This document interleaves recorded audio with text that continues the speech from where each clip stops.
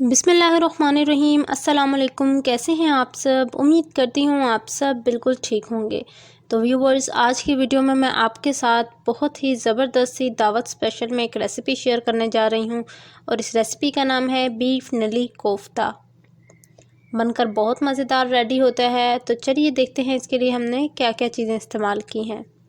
सबसे पहले हमने कोफ्तों का मिक्सचर रेडी करना है। इसके लिए यहाँ देखिए मैंने कीमा ले लिया है और कीमे को मैंने बहुत अच्छे से जो है इसमें से जितना पानी था वो रिमूव कर दिया और बहुत अच्छे से इसमें से सारा जितना पानी था वो रिमूव हो चुका है। ये कीमा आपने देखा है, मैंने आपको बताया कि किस तरह से आपने कितना चॉप करवाना है। अच्छे से कोफ्तों वाला कीमा चॉप करवा लेना है। साथ ही हमने यहाँ प्याज ले लिया है। ये मैंने 2 प्याज ली थी जिनको पहले हल्का सा चॉप किया और फिर इन्हें पीस लिया था अच्छे से, यानी ऑनियन पेस्ट बना लिया था। साथ ही लहसुन अदरक का पेस्ट लिया है 1 टेबल स्पून। लहसुन अदरक का पेस्ट आप जितना डालेंगे फ्लेवर उतना ज़्यादा अच्छा आता है कोफ्तों में। कुछ मसाले हैं जिनमें है चिली फ्लेक्स, नमक, ज़ीरा, लाल मिर्च का पाउडर, हल्दी और हरी मिर्चें। अभी ये सारी चीज़ें सिर्फ हम रफली मिक्स करके फिर उसके बाद इसको चॉपर के अंदर चॉप भी करेंगे।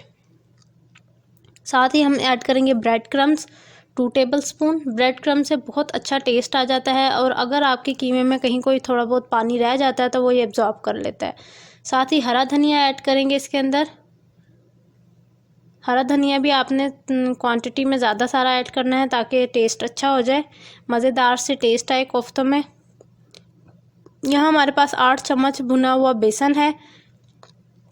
ये एक बहुत अच्छा बाइंडिंग एजेंट है, यानी आप जब इसे डालेंगे तो आप इसकी वजह से आपके कोफ्ते टूटेंगे नहीं, उनमें क्रैक्स नहीं आएंगे। अच्छा, कोफ्ते आप बनाकर फ्रीज़ भी कर सकते हैं, हल्का सा शैलो फ्राई करके उनको फिर फ्रीज़ कर दें बेशक। ये कुछ चीज़ें हमने इसके अंदर मसाला जात ऐड कर दी हैं। अब हमने इसके अंदर ऐड करना है कुछ ऐसी चीज़ जो कि थोड़ी सी कंसिस्टेंसी में लिक्विड हो और टेस्टफुल हो। तो चलिए देखते हैं कि हमने क्या क्या क्या ऐड किया है इसके अंदर। हमने ऐड किया है जी बेसिकली अंडा। 1 अंडा जो है इसके अंदर हमने ऐड कर दिया।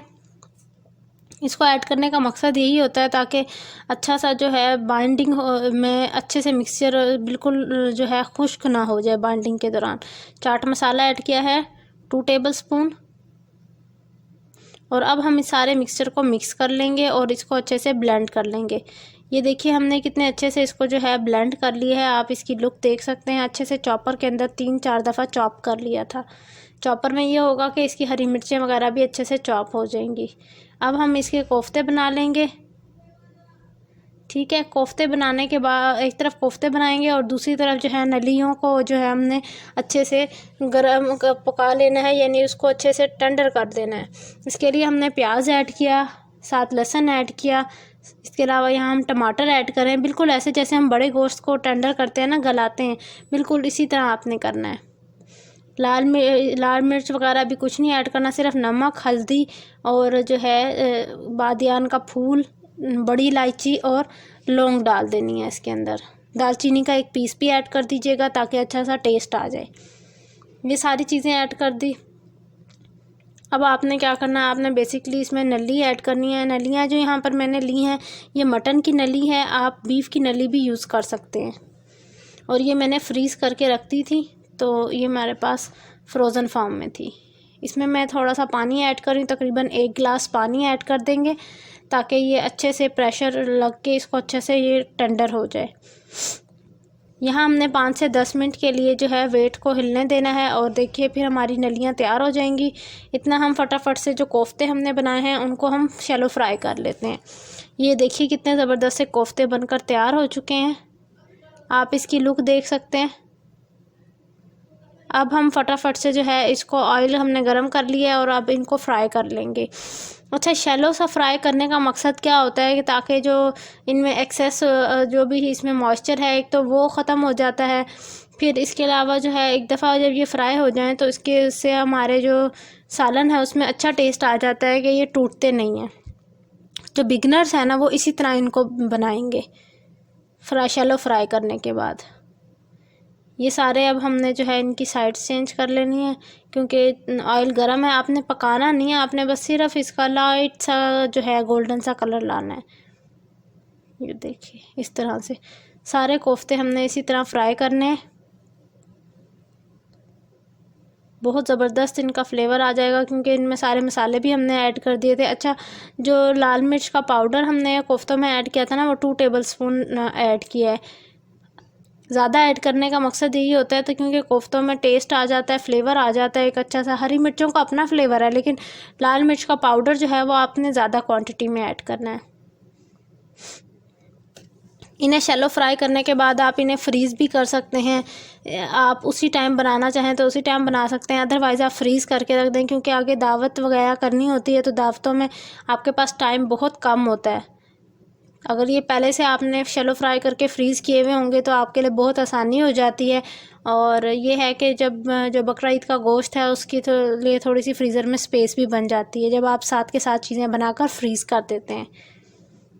यूँ यूँ स्पेस बनती जा रही है, मैं फटाफट से इसमें कोफ्ते ऐड करती जा रही हूँ ताकि हम जल्दी से इसको फ्राई कर लें और दूसरी तरफ हमारे जो नलियाँ हैं वो भी जो है टेंडर हो जाए। नलियाँ जो थी वो सारी अच्छे से टेंडर हो गई हैं, मसाला भी बहुत अच्छे से नरम हो चुका है। अब हमने क्या करना है, अब हमने इसमें ऐड करना है ऑयल। ऑयल क्यों ऐड करना है जी? ऑयल हमने वो ऐड करना है जो हमने कोफ्तों को फ्राई करने के बाद हमारे पास रह गया था ना ऑयल, वो ऐड करना है क्योंकि उसमें जो है कोफ्तों का फ्लेवर था ऑयल के अंदर, तो इसीलिए हमने वही ऑयल यूज़ किया है। कोफ्ते जो थे वो तकरीबन मैंने यहाँ पर सारे फ्राई कर लिए थे और यहाँ हम इसकी अच्छे से भुनाई कर लेंगे।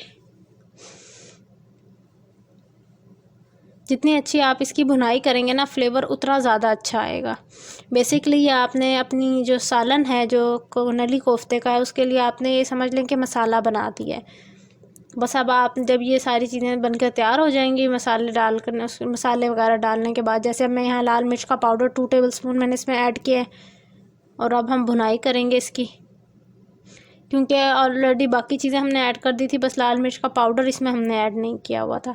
अब इसकी बहुत अच्छे से हमने टाइट सी भुनाई कर लेनी है और फिर इसके बाद हम इसके अंदर कोफ्ते ऐड करेंगे। जितनी अच्छी आप भुनाई करेंगे ना, उतना ही मज़ेदार आपका जो सालन है वो बनकर तैयार होगा।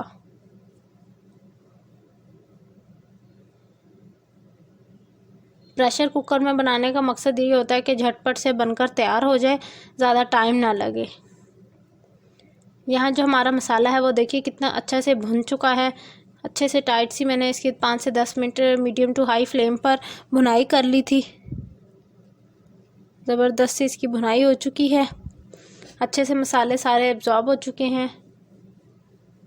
अब आपने सारे जितने भी कोफ्ते फ्राई किए थे वो सारे ऐड कर देना। ये देखिए जितने कोफ्ते मैंने फ्राई किए थे सारे मैंने ऐड कर दिए हैं।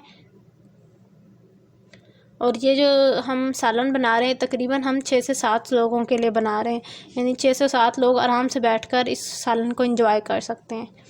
कोफ्ते भी अच्छे से जो है भुन चुके हैं मसाले में और यहाँ हमारी नलियाँ भी बिल्कुल रेडी हो चुकी हैं। ज़बरदस्त सी इनमें बहुत अच्छी सी मिक आ चुकी है। ये कोफ्ते भी मैं आपको दिखा रही हूँ।